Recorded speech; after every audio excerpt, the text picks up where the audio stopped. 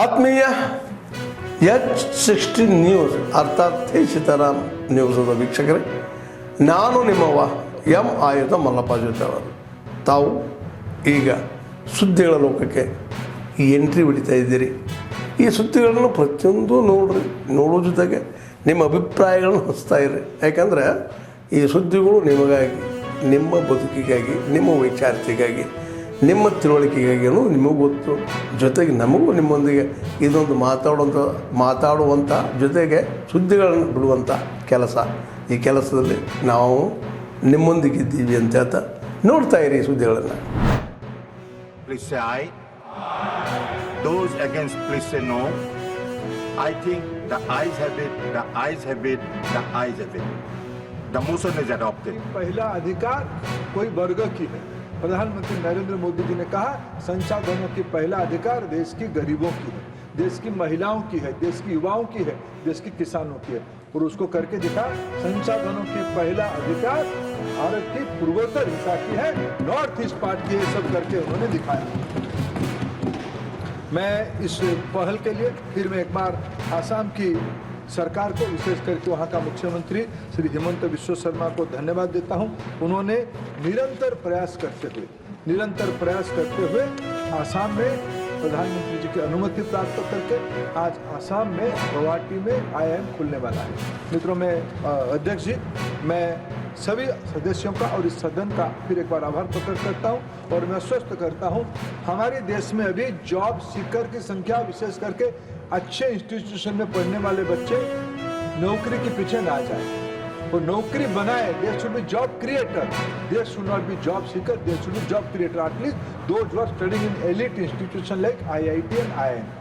I am happy today the way Northeast is emerging itself, and Prime Minister Modi is solidly behind for the development of the Northeast, and the new leadership of that zone is aspiring for a new heights.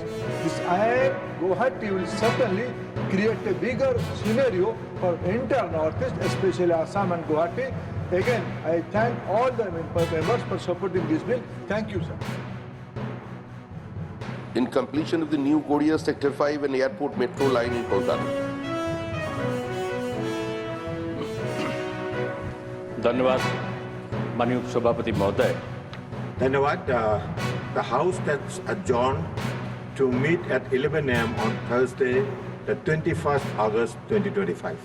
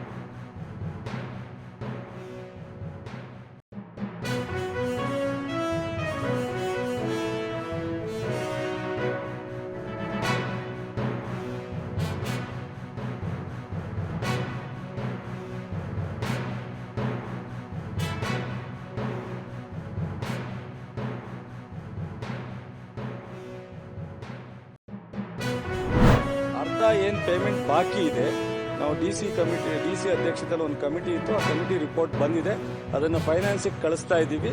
ತಕ್ಷಣ ಅದನ್ನು ಅರ್ಧ ಅನುದಾನವನ್ನು ಬಿಡುಗಡೆ ಮಾಡೋದ್ರಲ್ಲಿ ನಾವು ಕ್ರಮ ತಗೋತೀವಿ. So ಮುಂದೆ ಹೆಚ್ಚು ರಿಜಿಸ್ಟ್ರೇಷನ್ ಮಾಡಲಿ ಅಂತ ಹೇಳಿ ಅಧ್ಯಕ್ಷರೇ ಅನುದಾನದ ಬಗ್ಗೆ ಒಂದೇ ನಿಮಿಷ ಅವರಿಗೆ ನಾನು ಮೊನ್ನೆ ಕೂಡ ಹೇಳಿದೆ, ಮೊನ್ನೆ ಸಚಿವರೇ ಸವಳು ಜವಳು ಬಗ್ಗೆ ಪ್ರಸ್ತಾಪನೆ ಮಾಡಿದ್ದಾರೆ. ಅದು ಕಳೆದ 2-3 ವರ್ಷದಲ್ಲಿ ಸಾಕಷ್ಟು ಕೇಂದ್ರದ ಒಂದು ಯೋಜನೆ ಇತ್ತು. ಕಳೆದ ಬಾರಿ ನಾವು 13 ಕೋಟಿ ಹೆಚ್ಚಿನ ಅನುದಾನ ತಗೊಬಂದು ಪ್ರಯತ್ನ ಮಾಡಿದ್ವಿ.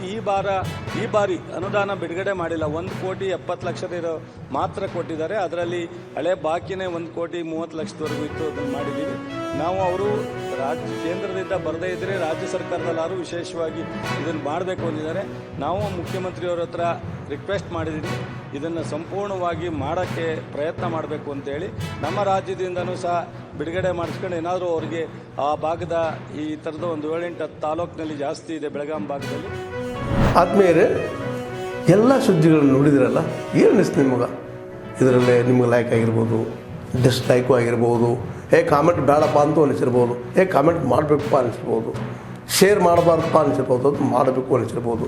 ಏನಾದರೂ ಆಗಲಿ ಶೇರ್ ಮಾಡ್ತಾಯಿರಿ, ಈ ನ್ಯೂಸ್ಗಳನ್ನ ಹಂಚ್ತಾ ಇರಿ, ಜೊತೆಗೆ ಇದಕ್ಕೆ ಸಬ್ಸ್ಕ್ರೈಬ್ ಆಗ್ತಾಯಿರಿ ಅಂತ ಹೇಳ್ತಾ H16 ನ್ಯೂಸ್ ಅರ್ಥಾತ್ ಹೇ ಸೀತಾರಾಮ್, ಇದು ಸತ್ಯದ ಕೈಗೆ ನಡಿ. ವಂದನೆಗಳು.